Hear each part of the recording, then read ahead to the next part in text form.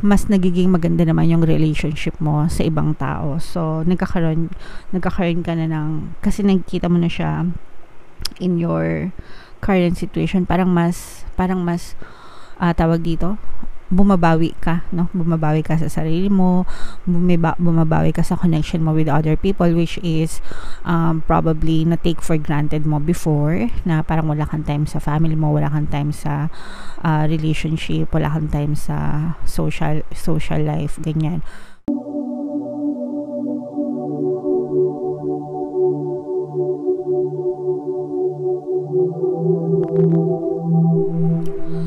Hello guys, hello Capricorn, welcome back to Pinoy Pixie Tarot.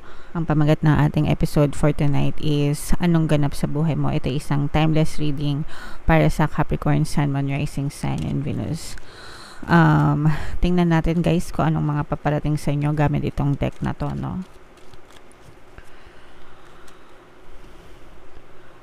We have Door to Romance in reverse, mga kapixie. Combination pala to ng positive and negative energy guys. General lang, pwede mag-resonate, pwedeng hindi. Comment down below guys if nakaka-resonate kayo sa mga messages. We also have Angel of Balance in reverse guys. And we also have Appreciation in reverse. So with this energy mga kapigsi, nararamdaman natin na medyo mas lamang tayo sa negative side, mas marami kayong blocks. Ibig sabihin nun mga kapigsi, yung mga negative emotions, negative assumptions, negative stories, negative beliefs nyo mga kapigsi, those are causing your blocks, no? Yun yung nagsisilbing balakid sa inyong buhay. With Door to Romance in reverse mga kapigsi, maaaring nagkakaroon kayo ng problema sa inyong relationship guys. Specifically sa romantic relationship, pwede rin sa general relationship nyo with other people, mga pamilya nyo, kaibigan, ganyan. Pero most specifically sa romantic relationship with your partner or specific person, kung ikaw ay in a relationship na. Kung ikaw naman ay single mga kapiksi, maaaring meron kang emotional block, kaya hindi ka nagkakaroon ng or hindi mo na-attract yung partner or lover na para sa'yo. Or for some of you, parang may stories na paulit-ulit na nangyayari. Let's say for example na kailang partners ka na pero they always end up leaving you, ganyan. Iniiwan kayo or nagkakahiwalay kayo, and that's because you have a lot of emotional blocks that you need to work on mga kapiksi. Medyo imbalance yung inyong buhay. Like I said, no, mas matimbang yung negative energies sa inyo, kaya kayo nagkakaroon ng balakid mga kapiksi. And you're always, for some of you guys, maaring hindi nyo nakikita yung mga magagandang experiences or hindi nyo masyadong na-appreciate yung mga magagandang blessings na dumadating sa inyo, kaya nga kayo nagkakaroon ng imbalance kasi mas nabibigyan nyo ng pansin or attention yung mga negative na nangyayari sa inyo kaysa sa i-appreciate nyo yung mga magagandang bagay na nangyayari sa inyo. So that's where your block is coming from mga kapiksi. That's why palagi kong ina-advise sa inyo na matuto kayong tumigil sa pagrereklamo mga kapiksi kahit na may mga negative circumstances sa buhay nyo, kasi given na yon, nangyari na yon, yung mga negative na yon, kapag lalo pa kayong nag-react, mas lalo nyo lang siyang ine-empowered. So imbes na magreklamo kayo, look at the brighter side of your situation and magpasalamat kayo kung ano man yung mga magagandang nakikita nyo or na-experience nyo sa buhay. So you have to convert your complaints into gratitude, and the more na nagpapasalamat kayo, the more na mas maganda yung babalik sa inyo mga kapiksi. Alright? So yan yung mga nakikita natin para sa inyo Capricorn. You have a lot of negative emotions, blocks sa buhay nyo. So kailangan nyo siyang malampasan mga kapiksi. Kailangan nyo i-flip yung switch nyo.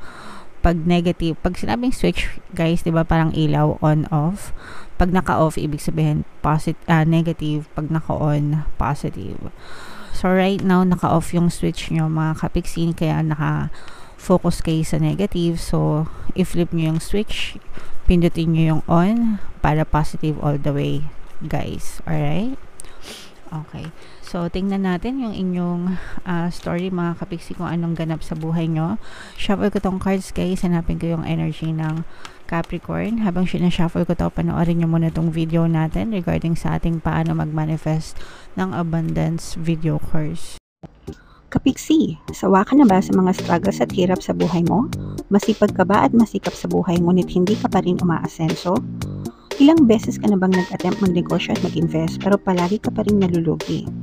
Sa pagkakataon na ito ay maaaring may subconscious beliefs ka na nagiging balakid sa iyong pag-unlad at pagyaman.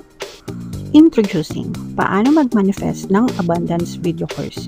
Dito ay matututunan mong ma-overcome ang mga balakid mo para tuluyan ka ng umunlad, umasenso, sumagana, maging matagumpay, successful at maswerte sa iyong kabuhayan, pera, trabaho, negosyo, salapi at kaperahan ng bonggang-bongga.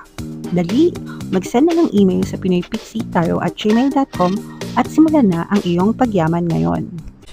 Alright, so gusto mo bang yumaman, kapiksi? Kung gusto mong yumaman, umunlad at umasenso ng bonggang-bongga, mag-avail ka din ng course kasi sobrang ganda talaga niyan, no? Eh, meron tayong ongoing sale, mga kapiksi, until October 31 sa lahat na mag-avail ng course.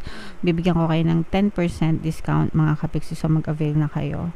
And meron din tayong email coaching, mga kapiksi, no? Manifest your desires using the law of attraction. If meron kayo mga specific na gusto nyong i-manifest, guys, pwedeng love and relationship, pwedeng money or career, mga kapiksi, pwede kayong magpabook ng email coaching session with me.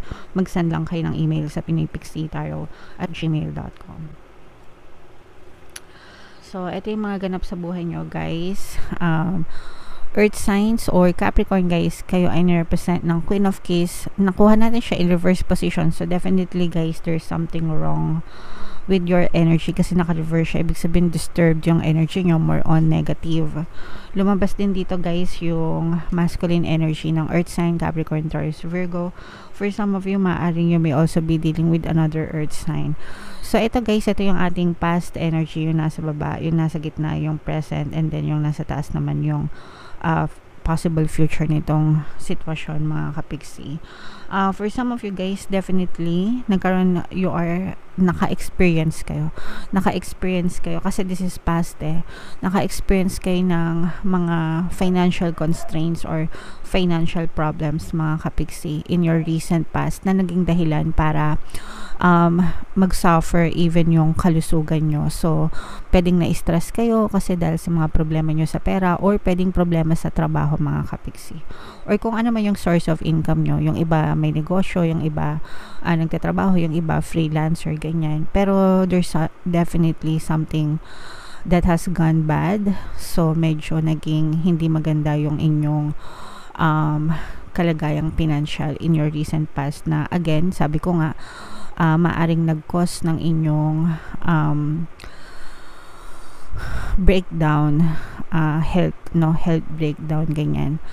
Yung iba, parang feeling ko naman baliktad, nagkasakit kaya naubusan ng pera. Kasi ganun mahal magkasakit, di ba, mga kapiksi? Kaya nga sinasabi natin, prevention is better than cure. Kasi kapag lumala yung sakit, mas masakit sa bulsa.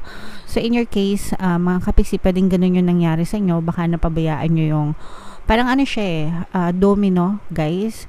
Pwedeng napabayaan nyo yung sarili nyong kalusugan dahil sa pagtatrabaho nyo.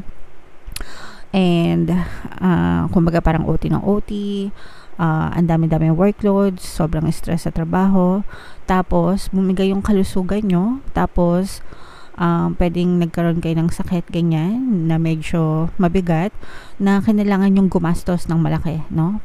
Maglabas ng pera para sa pagpapagamot nyo. So may mga ganong klaseng or pwede ring ibang tao, no? For some of you, maaring kamag-anak nyo, pwedeng kamag-anak nyo yung pinagkagastusan nyo na ospital siguro, ganyan, or pinagkagastusan nyo dahil sa kanilang pwedeng parents, di ba, usually parents, especially kapag matatanda na, yan, talagang hindi yan may iwasan na magkasakit, no? So, ganon. Pero siya, magka-connecta, mga kapiksi, pera, trabaho, at saka yung kalusugan. So, may mga ganong klaseng kaganapan in your recent past, kaya nagkaroon kayo ng problema sa pera, mga kapiksi. Sa inyong current situation, guys, parang dito na kayo nagmumuni-muni, no? Parang na-realize nyo na kung ano yung tama sa mali, nare-realize nyo na hindi sapat, no? Kahit walang yung mga martyrs sa trabaho, guys, and kanya-kanyang preference yan, guys, kasi meron talagang ibang tao na lubhang masipag, talagang kapag meron silang trabaho, they see to it na, kasi ganun din ako nung nagwo-work ako. Kapag may trabaho ko, ayoko ng unfinished, gusto ko tapos palagi, no? Gusto ko yung wala akong problema, gusto ko pulido, kumbaga. Kaya lang dumadating yun sa point na na-exhaust ka, burn out ka, kasi parang wala ka ng, especially pag nasa IT ka, kasi round the clock yun eh, medyo high risk kasi pag IT. So hanggang sa nagsuffer na yung kalusugan mo tapos yung sweldo mo naman parang it's never enough, diba? Anyway, yung iba sa inyo parang nare-realize nyo na gano'n, na no matter how much you love your job, no matter how much you love working, importante pa rin talaga na alagaan yung sarili, and yun yung nagkaroon ka ng ganong klaseng realization. So you're trying to adjust, binabago mo yung mga patterns mo, binabago yung mga habits mo, you're trying to change, mga kapiksi, kasi natuto ka na. Parang natutunan mo na kapag ka nagkasakit ka or nagkaroon ka ng problema, walang pakialam sa iyong company. I-allow lang nila ikaw na mag-leave, pero dispensable ka para sa kanila. So yung iba sa inyo, nare-realize nyo na yan, and parang you're giving more time to yourself right now, and taking care of yourself, and making good habits and good adjustments. So maganda ito, guys, kasi nagkakaroon kayo ng pagbabago, and you're learning to love yourself more, mga kapiksi. Alright? And in your possible future, mga kapiksi, nakikita natin dito na may mga delay sa mga minamanifest mo, may mga delay sa mga gusto mong mangyari, pero mas nagiging maganda naman yung relationship mo sa ibang tao. So nagkakaroon ka na ng, kasi nakikita mo na siya in your current situation, parang mas tawag dito, bumabawi ka, no? Bumabawi ka sa sarili mo, bumabawi ka sa connection mo with other people, which is probably na take for granted mo before, na parang wala kang time sa family mo, wala kang time sa relationship, wala kang time sa social life, ganyan, because yung buong buhay mo kinain ng work, trabaho. So this time parang you're trying to lessen yung burden mo pagdating sa trabaho, ganyan, or kung ano man yung source of income mo, and you're giving more time to yourself and to your relationship then with other people, mga kapiksi. Kahit na magkatambak-tambak pa yung trabaho mo, parang hindi mo na masyadong pinipressure yung sarili mo. Okay? So, again, guys, mas maganda yon, no? At least for me, kasi no man is an island. Yung trabaho lang, and sabi ko nga, dispensable tayo, no? Pag nawalan ka ng trabaho, pwede mong palitan, 'di ba? I mean, pwede kang maghanap ng ibang trabaho. Pero yung mga tao sa buhay mo, kapag nawala sila, hindi mo na sila pwedeng ibalik, 'di ba? So cherish every moment that you have with your loved ones, especially with your family, mga kapiksi, habang kasama mo pa sila. Kasi hindi na yun mababalik yung oras kapag nawala sa atin. Alright? Okay, so comment down below, mga kapiksi, if naka-resonate kayo dyan sa ating message para sa inyo. And i-mind nyo na itong mga wonderful relationship, guys, kasi nakikita natin na sa simula ng reading nyo, may mga blocks kayo, no? Sa relationship, may mga negative emotions kayo, pero in your near future, guys, dahil na-assess mo na and na-realize mo na yung mga kailangan mong gawin, maaaring magbago yan and mas magiging maganda yung relationship mo in the future. Okay? So, i-mind nyo na to guys. Mind harmonious relationship, mind loving relationship, ganyan, para talagang ma-experience nyo siya in the future. Okay? So, comment down below guys if naka-resonate kayo dyan sa story na to. Ito yung ating 2024 kapalaran guys. Kung hindi nyo pa napapanood, panoorin nyo na. Super nice, super ganda. And ito naman yung ating success stories ng paano mag-manifest ng abundance video course. Thank you for liking, sharing, and subscribing mga kapiksi, and see you again next time. I love you all guys. Have a nice day. Bye-bye.